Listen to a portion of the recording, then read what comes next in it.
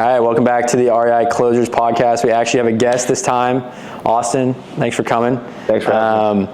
Going to be diving into your story, a little bit about recent deals, some things you learned, wins and losses. I think it's always, honestly, our best podcasts are always like, or videos, or when we lose. I feel like a lot of people on social media don't even talk about that. Right, and we need to talk about some losses. We need to do more of that, but also some big wins. We see you at all of our meetups. For those that haven't seen him, TheMostMuscularRealtor on Instagram. Is that the tag? Yeah, TheMostMuscularRealtor. Which is probably very true. I don't know if there's anyone that's bigger than you that I've ever seen, but we can dive into the whole how you got into real estate, what you're doing now, and then we'll break down one of these deals too on a flip and some things you learned at getting, main business is being an agent, right? But looking to get more in the investment side, development.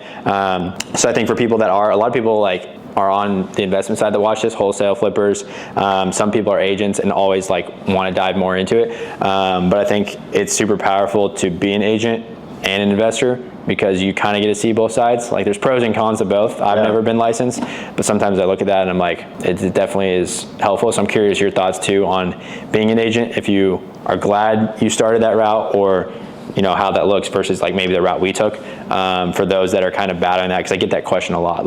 Do I go get my license? Do I need to? Should I? There's shiny objects on both sides. Right. I think, for me, getting my license was a way, I thought of it as a way to be an asset, provide value to people before I knew anything about real estate investing, because that's the whole knowledge bomb, right? You kind of got you just got to get your feet wet and where do you start with investing versus real estate. It's okay, I see my license, I'll figure out the rest from there. Yeah. But I do see the value in working both sides of it, because like I was just saying, as a real estate agent that also does investing or wants to invest, you can you can just create your own line of business there. Right. That's what I want to do. Right, which we can get into that. I think that's a huge point, and I think about that sometimes. I'm dang, it is the shiny object in everything. Literally, especially when you get into doing more deals and you start posting on social media, there's literally always some opportunity in real estate. There's a million ways to make $1 million in general, but then you dive in just into real estate and there's a million ways to make $1 million. There's so many distractions in real estate. Oh yeah. It's what I'm trying to narrow down right now, because like you said, everything you see on social media, everybody's got their systems and their order of operations, but then the next ad you see is a totally different way of making another $50K real quick. Fuck, what am I doing wrong? Yeah, it's literally it's crazy now with Meta. It's just you can't.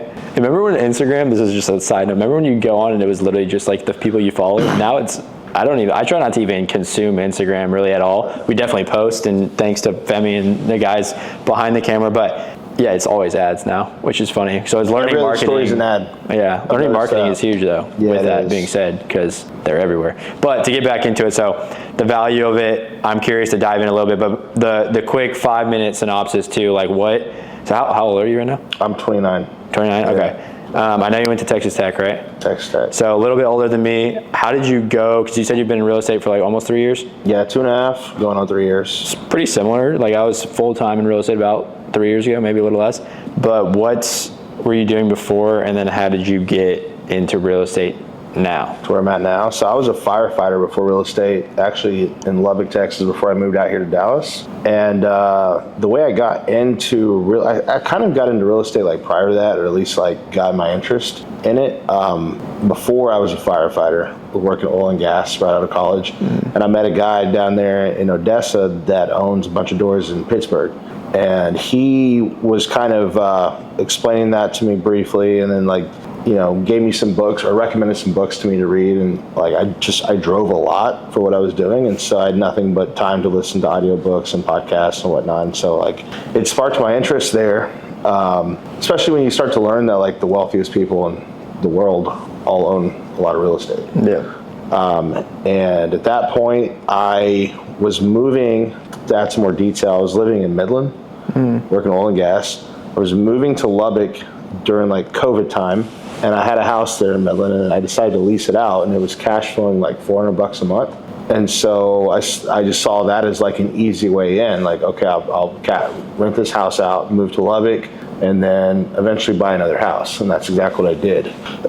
And so my idea was that when I left oil and gas, went to firefighting, my idea was like I was going to get my license and do real estate work on the side as an agent. Right, because you had a lot of time as a firefighter, right? Yeah, like when I first started as a firefighter, my schedule was 2 days on, 4 days off. Wow. And so like 4 days, you can do a lot at that time off. Yeah. And I knew other guys as well in the department that were licensed agents. Okay. And so it's like, obviously they're not full time, but if you can make an extra, 50 grand a year doing some deals just here and there, like why not? Yeah. And so that was kind of my thought. It was just more so about like making some extra money. And then of course, like you mentioned about social media, you just like get into the rabbit hole and like now that's your niche. And then, the floodgates open to all the possibilities. And then you meet people and you hear about how much money someone else is making, and you're just like, you want to get involved in it. Yeah. And so, I guess to go back a little bit, left the fire department. I moved here to Dallas after some life changes and thought about being a firefighter here. I was applying to different departments, but then real estate took off. Found my first few deals relatively quickly. Had like my first $1 million month in production within my first 5 months of being an agent, and I had freedom on top of that. I wasn't like sleeping at the fire station, so I was like, pick one. Yeah. Pretty easy to pick there when I just made like 2/3 of my salary in 2 months. Right. So I let the firefighter thing go and decided to go all in on real estate. That's awesome. Yeah, that's almost always, I feel like how it goes. Coming from the door-to-door world, it's like the same thing. It's all commission, but you see someone else do it and you realize it's possible, and then you're like, okay, if I actually put all my time into this, or I get after it, then I see what's possible of the actual income. No cap potential. You're working for yourself, which is pretty crazy. You said $1 million in production. That's like what, how many houses was it? It depends where you're selling houses. So like my first big sale was like near $500,000. It was a new build with a $5,000 realtor bonus. So it was like $18,000 GCI coming from a department where I was making like $64K salary, and that's not even take home. Right. And then the next month I had my first $1 million month, and I think it was 3 houses. Yeah. Within the $300,000 to $400,000 Was this Dallas? range. Yeah. Yeah, that's awesome. Because like, it's literally, you go make connections, you go get, think about it. It's like you said the same thing. Your expectation originally was like, oh, I can make 50 grand a year, and then you close $1 million in production. So let's say 3-4 houses, and you make 50 or 30, 40, 50 grand that month. Yeah. It's like, well, this can actually happen in 1 month, 2 months instead of 1 year. It's crazy. Which I feel like a lot of people say that as like you underestimate, or you like, I don't know what the term is. You probably heard of this, but like you overestimate what you can do in 10 or underestimate what you can do in 5. I don't know what the verbiage is, but basically we don't realize like how much more we can actually do right now, or in the next year or 5 years. So that's pretty cool. But then, so you're not doing the firefighting thing, you go full time into agent. So, and your other agents in that, I'm curious, whenever there's guys that are agents there, where they kind of like staying like complacent just a little bit at the fire department. Yeah, like did they see that and were like, oh, like I'm sure, man, because I still talk to like guys, through social media that I've worked with that like are always like, man, I love what you're doing, you're killing it, it's inspiring. And I see some guys that when I was a firefighter, seeing them be an agent part-time, I was like, that's inspiring. Yeah. You're making, I know what you're making here. I can only imagine what you're making as a real estate agent. And then now I'm thinking back, like, imagine what they could make if they just went full-time on real estate. You wouldn't need the benefits and the 401k and then this, that, and the other, like this, all the selling points of the 9 to 5. Yeah, the selling points of like the 65 grand to most people is like, well, how many, when you switch the mindset it becomes, and this isn't to say that everyone has to do that, right? But it's like when you realize, okay, that's 10 houses or that's 8 houses, like what do I need to do to get 8 houses sold? Which for you, I'm curious, because a lot of people, when they get started wholesaling, when they get started in realtor or whatever, like especially in real estate where there is a million options, I feel like you now have the responsibility on you. Like you can't just clock in. That's the biggest mindset shift, especially in wholesale, because now there's like all these hats to wear. People are like, where do I actually spend my time? Yes. And it's like, okay, I got to go get deals, which I think, in my opinion, if I was a realtor, like I'd be excited. I think so many people don't do anything. The reason you always hear like there's a million realtors that do 1 or 2 deals is like they don't really do anything, right? They're just trying to get a couple extra, a little bit of money on the side. But like, what'd you do to actually start closing deals? So I started with a group that immediately taught me how to cold call. which is like incredibly valuable and a lot of skill. And that's the cool thing about it, is it's a skill that can be learned. And it, you know, it's not like you're not just born good at cold calling, and like everyone sucks when they start. But that was the only way I knew how to do it. And when I started in 2023, you know, we could take listings that we were cold calling expired and canceled listings. And of course, like people at the higher price point are a lot smarter. That's just true. Yeah. You know, someone that like in the medium price range, they're just kind of be a little bit more like accepting to having someone at their house sell them on a listing agreement. And so that's what we would do. And, you know, probably reduce the home by like, I don't know, say 10, 15% if I had to guess, and then be under contract within the next like 2, 3, 4 weeks. Yeah. It's like the market's changed since then. Can't really do that so much because everything just sits a lot longer and you kind of look like a dumbass when you come in like, you know, Superman, and then you're 70 days on market. Yeah, but exactly. At the time when I was doing that, yeah, we could sell them really quick. Wow. So you're cold calling, was it that median house range, or what was the value that you were typically, or just anything? I mean, at the time I really only had my radius narrowed down because I don't want to drive to Fort Worth. I think I initially was just open to business wherever. You know, I would set appointments like an hour away, which I just know now that's not worth my time because, you know, all the time preparing. You drive an hour, you hope you're skilled enough to close them, and then you're not, then you got to drive an hour home, and there goes your whole day. Yeah. You know, so now I'm kind of like narrowed into like I don't know, maybe a 10-mile radius. Right.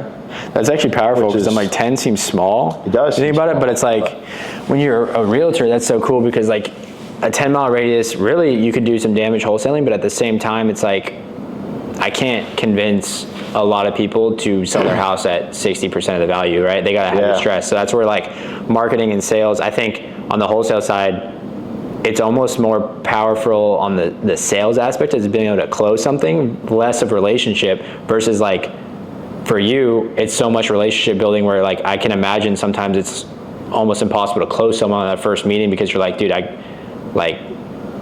don't know, like it may not be the right time. Oh, my wife wants to think about whenever we want to list it or whatever it is. Yeah, I mean, there's always going to be objections. I mean, but the number one reason why they're expired is because they're overpriced. That's true. And so I guess if you come in as the authority with credibility and you're like, dude, I know this is going to sell because this, and this, and your realtor was trying to get, you know, X amount, it's not realistic. Like, I won't list it if you don't want to do it, but at the end of the day, if you want to sell this house, here's what to sell at. And like, I feel like people respect that. Exactly. And that's where I kind of like had also a mindset shift of like, how do I sell? How do I perfect the script to just like telling them the truth? Yeah. You know, I've lost listings to other agents, and then I've like happened to go back and look at them, and they sell at the price I told them that they would sell at. And so, you know, that's kind of a hard pill to swallow because it's like, you know, had you told them what they want to hear, you know, then you could have had the conversations later. And so there's like a thought of that. It's like, do I tell them, do I inflate my price a little bit? I guess it depends on the market too, but like, do you inflate your price a little bit and then just have the hard conversation with them as the weeks go by to get the price reduction to finally get it sold? Just to get your foot in the door, or you just... I think it's a good combo because if you tell them like, hey, it's going to likely sell at this, that's what I would recommend listing it. But it's like at the end of the day, I mean, we can do what you want. This is what I would think would save the most amount of time to sell at this price. Like, and I mean, if they want to list it for 20 grand higher, it's like, I can do that, but it doesn't really like... You're going to be in the same situation we were in before. Yeah, exactly. I'm curious though, for the wholesaling, how do you connect with someone over the phone? How do they know you're not like trying to like scam them or something? I mean, that's the biggest objection. I guess like biggest problem with wholesalers is there's so many, anyone and their mom can call. I mean, there's a ton of realtors too, but like a ton of people get cash offer. Oh, I can buy your house as is. And it's like, okay, give me an offer. So like, it's really about finding the motivation. And I think that's where so many people have given wholesalers a bad rap and made the job harder is like, wholesalers don't understand the market. They're getting these deals under contract way too high and they can't perform on it. No buyer's going to buy at that, so they're terminating. So it's like sellers naturally do think you're a scammer off the bat. So it's like the way you market, the way you talk to someone, the way you build trust is the reason we get, you know, more deals than most people. Also the follow up and everything. But like, if you don't have trust, then you're never going to be able to close the deal, right? So like, there's some people that get deals where we offer them less, but they could tell like, hey, you're actually going to close. I know you actually do this. And I didn't, like, they literally tell me all the time, like, that guy just didn't sit well with me. Like I didn't like that conversation, especially when we're dealing with like 95% pre-foreclosures, because that's just our niche.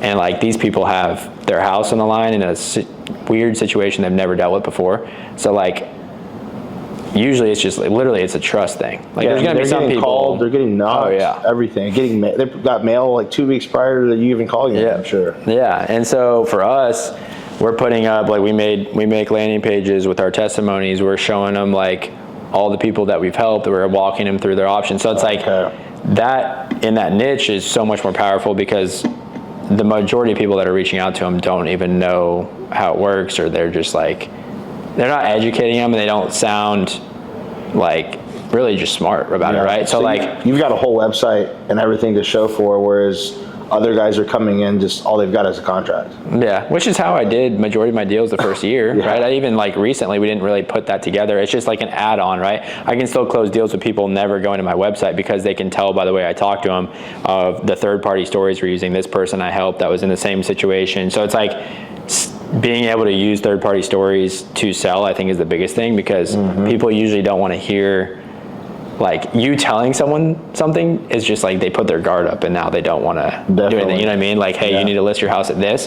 Versus if you went into a home and you're like, hey, I mean, Jenny down the street was trying to sell her house at this price like 6 months ago, and what she realized was if we actually put it at, you know, this based on the market and everything, we were able to get it sold in 20 days. But you know, at the end of the day, we don't have to work with you. Right. But if you're wanting to get your house sold in 30 days, that's what worked for Jenny, and that's what, you know, we would recommend for, you know what I mean? You're using a third-party story, so it's like instead of telling them what they have to do, it's like we saw this with this client or this homeowner, and that's like a way different. They're like picturing that in their head, like she liked it because of this, it worked because of that. So I think that's huge. But it comes down to the same thing though with just like traditional sellers too, is like their motivation.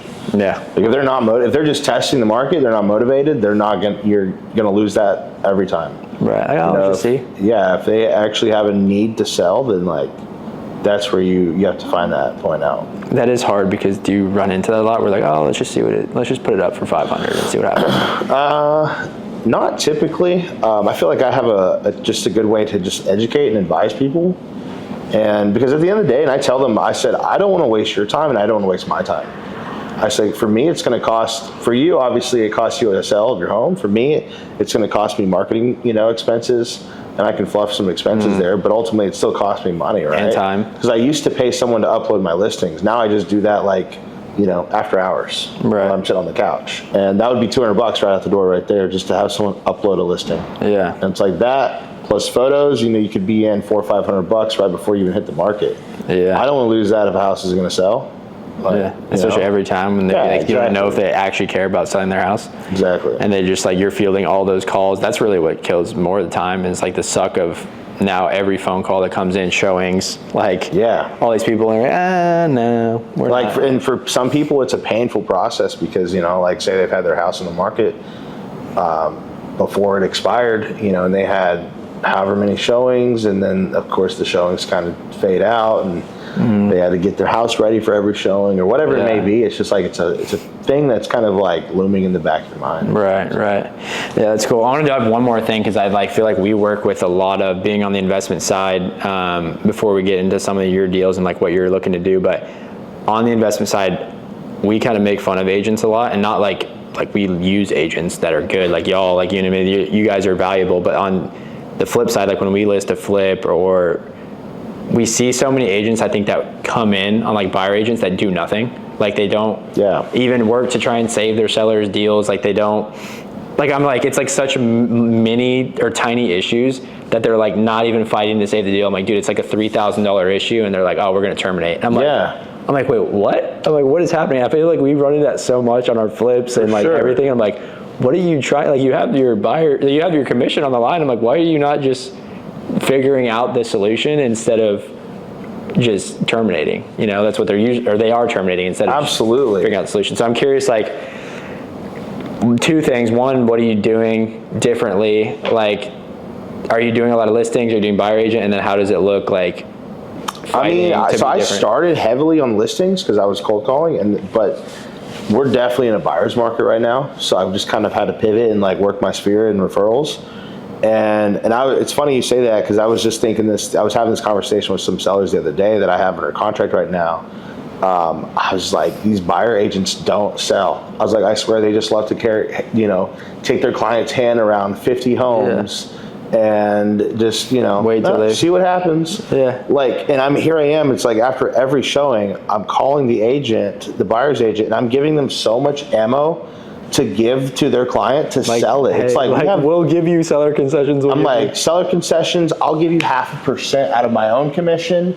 I'm like, what? And they're just like, my clients don't like the backyard. Like, yeah. The fuck?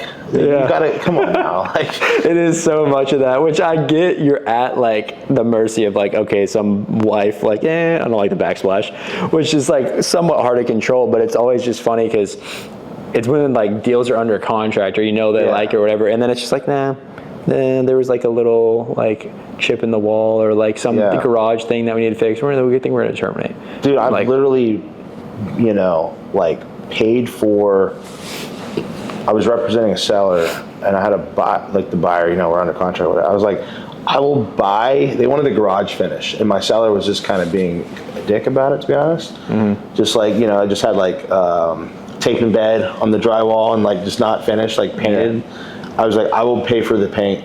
And so I Zelled that agent paint or money to buy her client's paint once the deal closed. I'm like, here's $200. I just made, however much money I made. It's like, it's fine. Yeah. I'm not going to let an unfinished garage kill this deal. Yeah, exactly. And I'm not going to, even if my seller is being the way he's going to be, I'm not even going to bring it up to him. Like, I'll just pay for this out of pocket. Right. It's like things like that.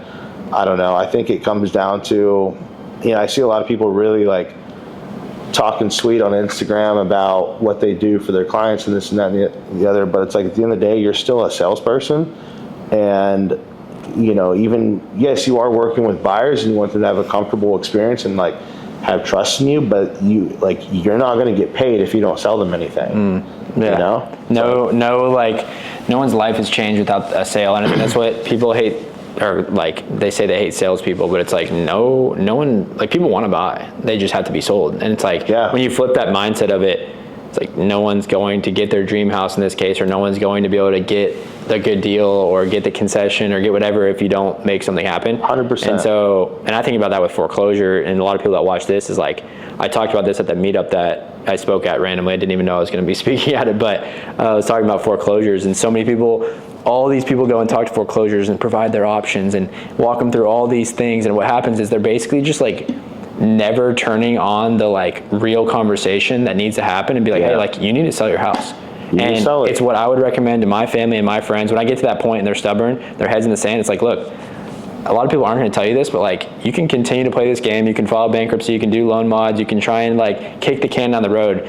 In 6 months, you're going to be right back in the same spot because the problem doesn't go away, and like now you have no equity. So it's like if you want to look at actually stopping this, getting relocated, putting your money in your pocket, like you're going to have a serious conversation about selling it. And so it's like you walk them through these options, but if you never get to that point and you let someone get foreclosed on, you're doing them a disservice. So it's like obviously you can't always pull someone's head out of the sand when they're just so stubborn, but like at the same time you got to level with them and be like, look, this is what has to happen because I can't let you get foreclosed on. And like, what do you have to lose? Yeah. You don't have the deal at that point anyway. Well, they always think, they'll come back, because there is that like point of like follow-up, which we get deals at the end of the day where they're like, I couldn't figure it out and now I'm ready. But I still do it in like a way that's like, they respect me. It's like, I'm super busy, and if you reach out to me 3 days before the auction, there's not much I'm going to be able to do. But like, I'm telling you right now, you already told me you can't do this, this, and this, like, you got to sell the property, and let's look at what that would look like. So from the time you're like connecting with the seller to the auction, what is that time frame generally? I mean, Texas, we do almost all over Texas. There's some other states we start to target, but there's judicial and non-judicial states. So like non-judicial is Texas, meaning like a homeowner can literally, like when they post a foreclosure, that auction date, they can just proceed to foreclose on someone just by giving them a notice, versus judicial states means like they got to contest it, allow the homeowner to like contest. It's just a longer process. They got to actually show up to court and be like, hey, like we're proceeding with this foreclosure. Versus Texas, like it could literally be 21 days notice. So it's anywhere between 21 to, I've seen as early as 90 days. But like some of these ones will literally be Like they know they're, 5-6 months behind on their mortgage, whatever it may be, but the county maybe just gave them the notice, and in 21 days they're going to get foreclosed on if they don't do That's something. the short 21 days. That's the fastest. Like if they don't make a decision, like for you, that's all the time in the world to wholesale it. Yeah. But give me a 21-day option period. Yeah. But the thing is, when they figure out on day 21 or 21 days out, we contact them that day. We build rapport. Sometimes we'll close it contract it that day. Sometimes they're scrambling, figuring stuff out or whatever, putting their head in the sand, and then they reach out to us 4, 5, 6 days before, sometimes 2 days before. So then we're contracting it, having to postpone the auction. So like, there's that first and last kind of period. I always say, like, the people that you realize, like, okay, they made a decision, they understand, like, this needs to happen at the beginning, or the people that, like, you followed up with for 2, 3, 4 weeks, and now they're making decisions. So, and then it's sad, like, you go back and look at the people that get foreclosed on, and it's like, it's the most stubborn people. Oh, I'm not going to let it get foreclosed on. Sure. It's not going to happen. Like, I'm going to do this, and it gets foreclosed on, and you're like, dude. It's a pride thing. It's like, and they have a ton of equity or whatever the case may be. So yeah, it is sad, but that makes you realize when you have conversations, like, this needs to happen. And it's another third-party story. I tell them, like, dude, with all due respect, like, I even say, like, we go buy a house at the auction because we have buyers that do. I don't personally really, but like, if we, like, our company could go buy the house at the auction, but that does mean, like, it makes me sad and gut-wrenching inside when I know I could have helped you before, stop a foreclosure, put money in your pocket. So it's like, if you're not willing to help, like, we can let our team know that this might be at auction, but like, I'm telling you right now, I'd rather you know. I wish I knew more about that whole side of it, because I know there's a lot of like financial pieces involved, and just kind of like deadlines and this. I don't know. It's really just in Texas. I mean, if they don't do something, they stop the foreclosure by either catching up the back payments, closing by selling, modifying the loan, or filing bankruptcy. Like, it'll get auctioned off on a bid to, the first Tuesday of the month to whatever investor buys it. And if an investor doesn't buy it, it goes back to the bank, which usually means it's probably not a bad deal, or probably not a good deal. See, I want to learn how to get foreclosure listings. Like after it goes back to the bank. Yeah. I've like seen those before. I just have no idea. How to get in on that. I feel like you almost got to have some connection with like I don't even know if you'd call that like disposition, or someone at the bank that is responsible for. You know what I mean? Like, for selling these. It's kind of like HUD. I don't know, go to HUD.com. I think they post those there. But anyways, it is interesting stuff on the sales piece. Like, it's kind of cool hearing the flip side of it. Because I feel like if I was a realtor, and like with you, what's cool too, as you start to build up that network, like, it's really just constantly building relationships. Which you can't do. That's the downside to wholesale. It's a one and done deal. One and done. So it's like, you really have to have good systems of marketing. They're not going to refer you to anybody. I mean, I've gotten a couple like here and there, but most of our referrals are to like the one-off situation. It's like, hey, I ran into this person that needs. It's like referrals from you or referrals from realtors, not from the homeowner really themselves. Man, I helped this guy one time. I think it was an expired. I came in, priced it right. We had a ton of offers really quick, and he was. I don't remember. It's been a couple years ago, but he had solar panel lien on his house of like $90K, some crazy shit like that. And then, he was behind. I think he was in like pre-foreclosure. That's what all these are. So I don't know how soon the auction was going to be up. But then I ended up working with someone buying it. They bought it sub 2. And then they paid my commission, bought the house, somehow worked out the solar panel lien. Arlington. I think you remember you sending me. Yeah, dude, that was messy. Kind of a mess. It was messy. I don't know what she did. Dude, whoever bought that is a very tight deal. I remember, because like, including the solar and the condition of the house, like, there's a lot. That was a big house too. Dude, I got a call from that buyer like probably a couple months later, and the seller, he had ended up like killing himself. The seller did? Yeah. In the house? No, not in the house, but just like. And so I'm like, I don't know how that works. Like, she has his loan. I mean, there's people that dead. Yeah, you can. I mean, as long as the note's being paid. It's like, it's not funny, but it's like, holy fuck. No, it's terrible. Like, I know. There was a lot dealing with that whole transaction. That is crazy. No, but there's people. Pace talks about it all the time. But you can. I mean, there's people. My buddy has a sub 2. He just bought. It was from an estate. That person's dead, but he took over their loan. So, like, you still got to pay the loan, or the bank's going to foreclose, Yeah. It's just, it's it's just more reason why they wouldn't even care, because it's not on their, well, it's on their credit, but now they don't even, they're not alive. It's not on the, I mean, there's no liability to the buyer. Yeah, there's no liability, but like if they stop paying though, the bank will still take it back. Right. It's just, he's the one on the deed, it's not his credit that's on the line. He'll still lose the house. The deceased? Yeah. No, well, or the buyer. When you buy a house sub 2, you take title of the house, so you own the house. Okay. The note, the mortgage is just not in your name. Right. So that's why like all of our rentals that we buy sub 2, I didn't have to get. But the title wouldn't affect your credit, would it? It's just no, it wouldn't affect your credit. But like my point is, like, let's say the new buyer that's on title, your person, stop paying. That original lender, let's say it's Wells Fargo, is still gonna like, they're gonna try and send info to the dead guy. Yeah. To like, hey, make your payments. But then they're going to figure out the title's in that person's name, and they're going to put it up for foreclosure. That's crazy. You know what I mean? So it's like you're still going to lose the house. It's just not going to affect your credit. So is that a strategy you like to get into properties with? That's how we've bought every one of our rentals, just because we're targeting all these pre-foreclosures. Really? So like naturally, like we have 2 or 3 deals right now that are sub 2s that I could buy and hold with. I usually partner with someone, but I just like, we bought a ton at the end of last year, and it honestly was just like too many, all the maintenance and repairs, and just like kind of like sidetracked us, which is good. Like that's the long-term benefit of like holding, but it was a lot of cost that was eaten up. So you selling them now? No, we actually, I mean, we held most of them, and then the rest we owner finance. Okay. So it's like, it was kind of cool, like a great exit strategy of, okay, you buy it sub 2, they were cash flowing as rentals, there was a lot more maintenance and repairs than we wanted, and we're like, hey, let's just put it up for sale, owner finance. So we wrapped it, which is like a whole nother, we literally just did a podcast if you want to go watch it, like last week, but we talked about how wraps work, owner financing. So now basically we're not, if you guys want to watch this podcast, we literally just posted, I think it was talking about wraps or owner finance. But so you still own the mortgage? So we have the underlying still, but we're no longer the owners. We literally collect the difference. So like, it's actually, dude, wraps are the most mind-blowing thing and the biggest like hack as far as being actually passive.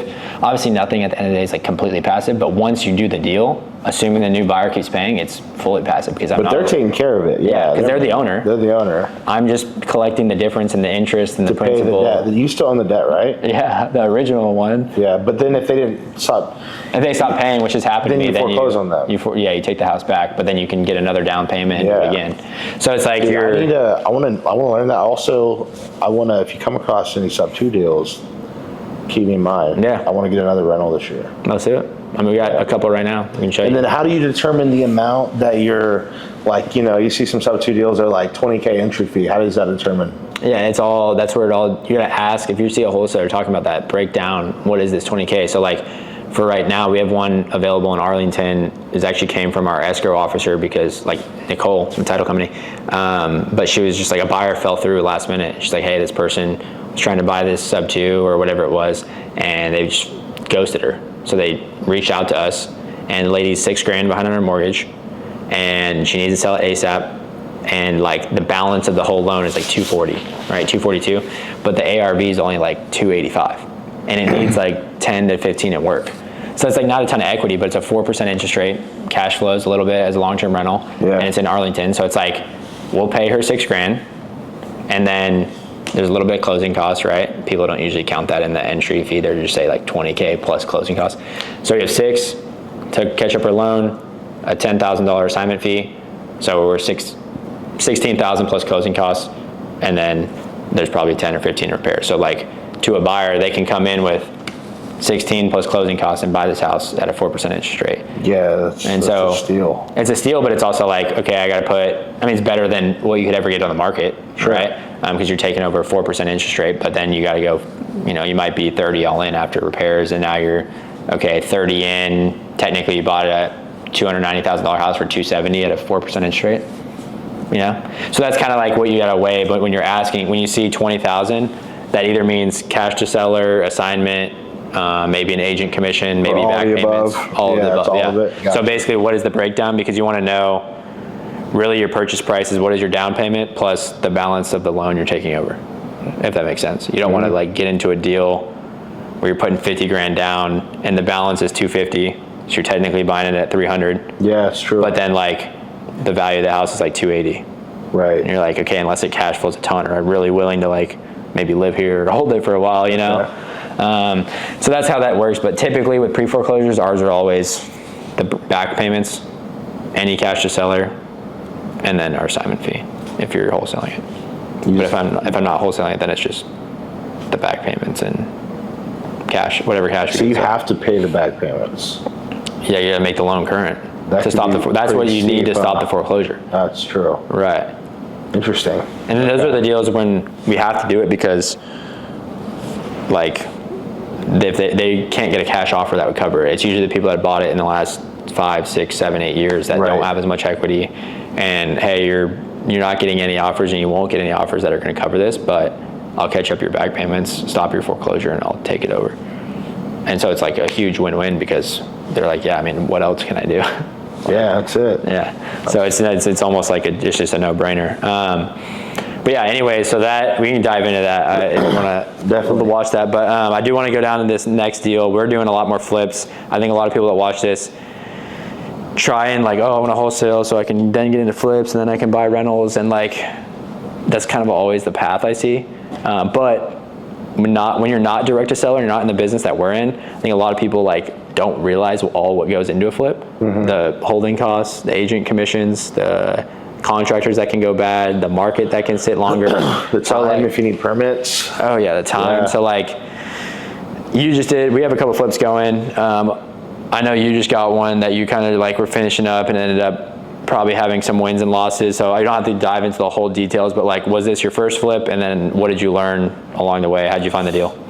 I actually found the deal on MLS, and it made sense when I looked at it on there. I mean, bought the house for $635. It was originally like almost 2,400 square feet, 4-bed, 2.5 bath, and the properties that were like in the vicinity of it were selling, upwards to 1.1, 1.2 million.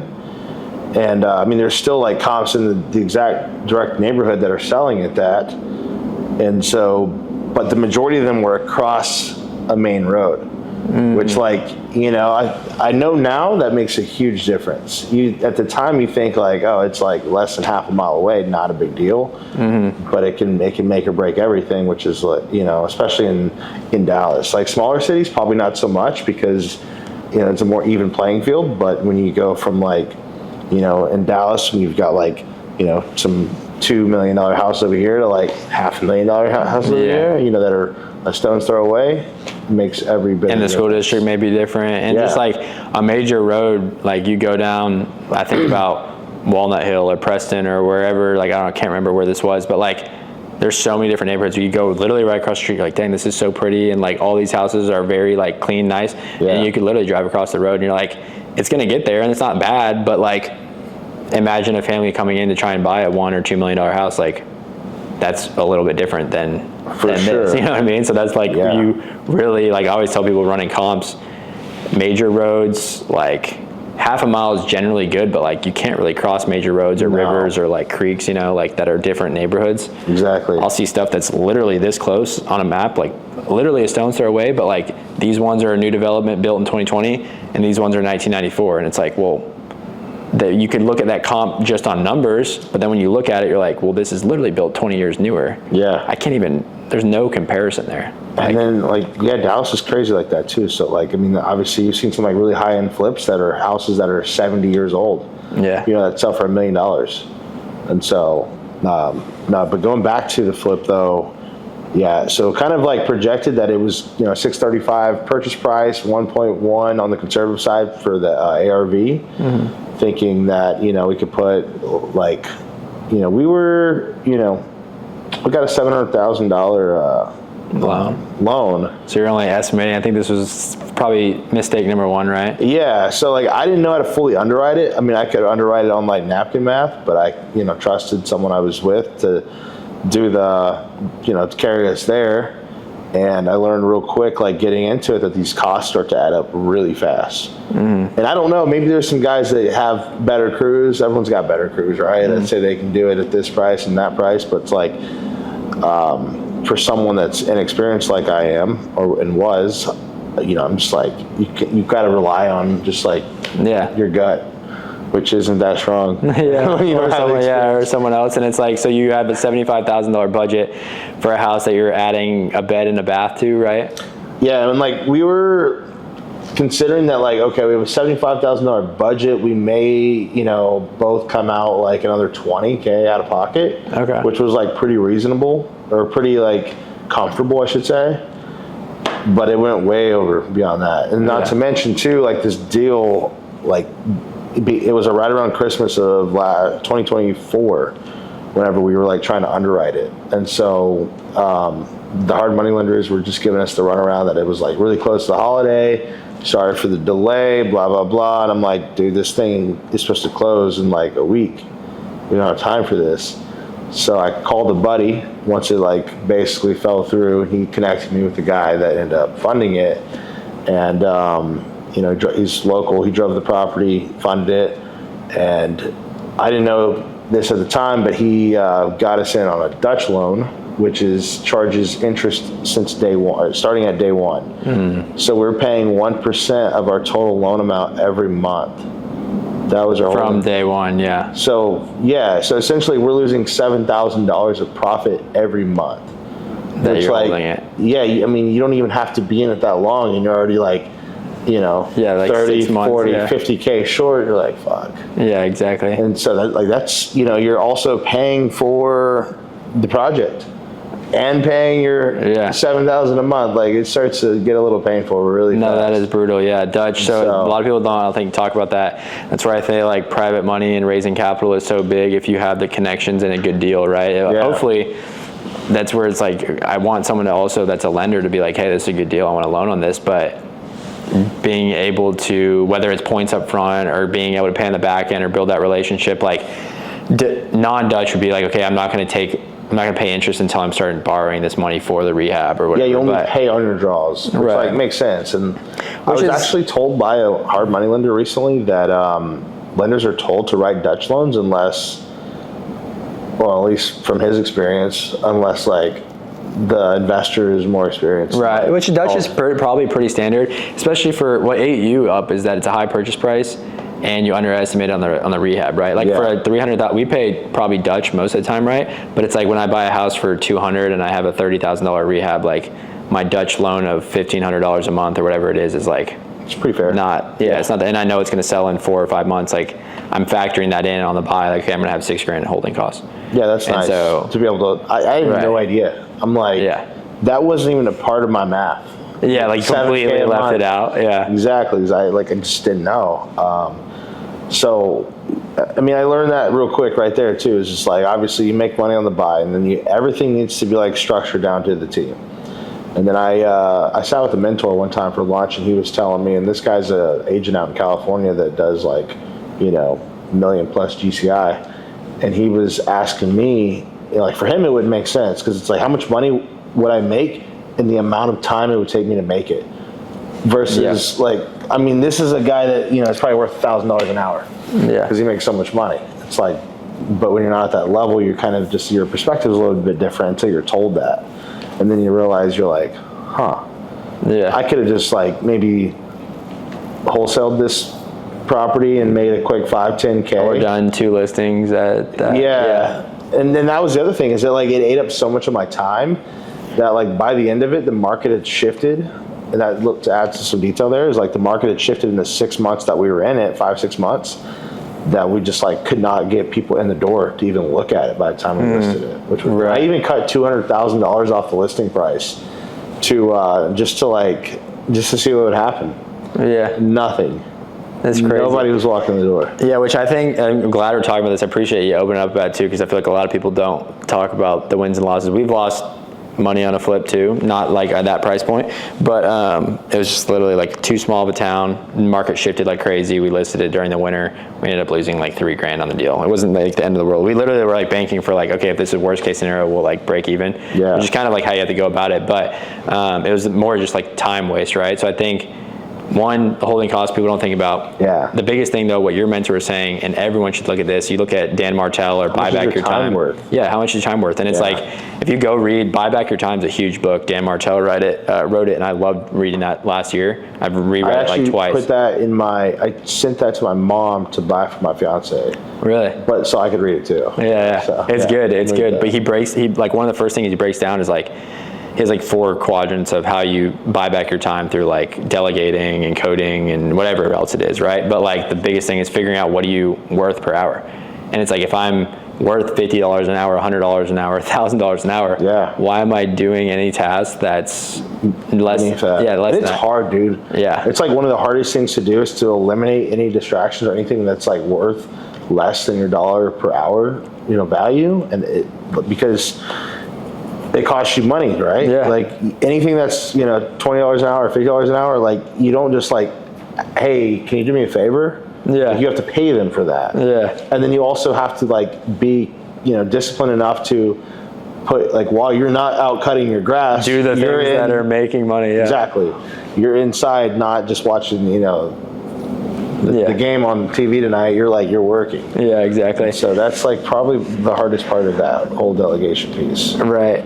So to wrap up on that though, anyone that does watch this on a flip, and I know we didn't go into all the details, but holding costs, look at what your loan terms are, not even just the carrying cost, but the points up front, and then knowing the market could shift. Okay, what is realistically the lowest sales price that's going to happen if it shifts? Budget, that's huge. I mean, a $2,600 or $2,500 2,500 square foot house, $75,000 rehab's very low, especially if you're adding a bedroom and bathroom. I would say the biggest thing I would recommend is like get with a hard money lender or someone, or even a contractor that's done a flip or other flipper, and have them like show you an actual renovation, like break it down. Like I would show you, hey, here's what we did on a house that's 1,800 square feet and we spent 45 grand, and here's what we did, and it was pretty basic. I'm like looking back now, and I think we had 2 guys come in the house that said, whatever number, and I'm like, pretty sure these guys are just trying to get business. Like they weren't even like being truthful about the cost. They were giving you like a super low budget. Yes. Really? Which is just like, dude, it's fucked up world out here in real estate, man. Can't trust nobody. But yeah, I'm glad. So I guess now what you end up, instead of selling it, you just ended up refining? Yeah, I did a refinance on a DSCR note. Okay. And so that was able to just kind of like settle that. Right. Just kind of stop bleeding. Yeah. I mean, that's a great thing to look at too. Worst case, okay, like what happens if I have to refi this, and then what do I do, right? So I think that's a good thing to always have in the backup plan. It's kind of like when I was saying with sub 2, it's not as risky, right? But like if I don't want to hold this as a rental or I'm eating it, like can I wrap this and sell it owner finance, or do I still have enough equity if I just want to cash it out and sell it? So it's good points. But as far as you moving forward, trying to get into, obviously you're doing the agent stuff. What is your goal over the next 1, 2, 5 years? So I want to get into new construction and like be able to build my business from that. And not being I don't mean being a builder, but essentially listing the projects that I invest in on, and just kind of having like basically like first right of refusal on any type of projects that I come across, and just like build my capital that way.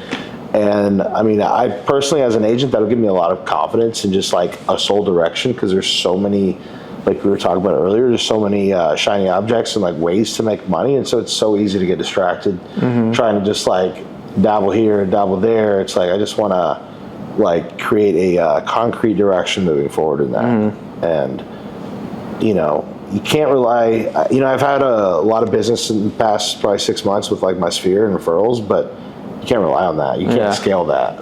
So. Yeah, you can always be networking and scaling, but then it's also like, okay, if I have my niche or my focus and someone calls me to go list this $200,000 house that's 30 minutes away, it's got to be something you either turn down, or you know what I mean? Like you either got to know where you're going, or I'll do everything. I was going to touch on that earlier. You said something, I can't remember, but I love selling distressed properties, especially when the sellers are realistic, because like every distressed property I've ever sold usually gets around like 20 offers within the first weekend. That's how it is whenever you have a a good off-market deal. That's why wholesaling, it's like, dude, if this deal doesn't get sold in like 48 hours, really even 24, you're kind of like, something might be up. And that's not every case, right? I've sold deals like nothing was happening for like 5 days, or we had some offers that were lower and all of a sudden one came in at like asking price.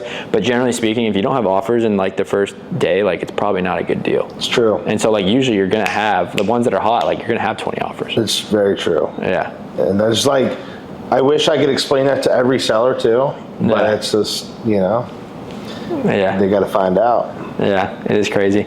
Well, cool. I appreciate it. Where can people find you again? Find me on Instagram at TheMostMuscularRealtor. What would you say that you're looking for? I know you said you're trying to find the niche, kind of go into new construction as you get it. Like, what would you say you're looking for right now, if there was anyone? Honestly, I'm looking for just people that are reciprocative and, looking for other opportunities as well, and like willing to just bet on themselves. I want to work with guys that are, like, here's kind of like my thought to elaborate on that is, like knowing what you do, what I do, what other guys that we know do. I think there's a lot of money left on the table when we try to just take things on ourselves without trying to just like, put it out there, and so, for example, like some of the opportunities I have with new construction, like I don't know how to build a house, but I know people that do know how. I've been through the permitting process before. It's something, and I've learned I don't want to be the one doing that. So, and these guys that are building houses, they need people that have money. And there's just like, everybody can just benefit from all partnering in ways that are, just like a syndication, but not with multifamily, just syndicating on life. Yeah, like networking. It's like other people's networks. Everyone always talks about other people's money, which is true. Yeah. But like other people's networks is huge, because like knowing one person that can do it now opens up that opportunity to do it. So it's synergistic partnerships is the word I was looking for. Yeah, I like that. That's what I'm looking for. I like that. You should read, if anyone listens to this, or anyone that is listening should read Mr. Schmooze.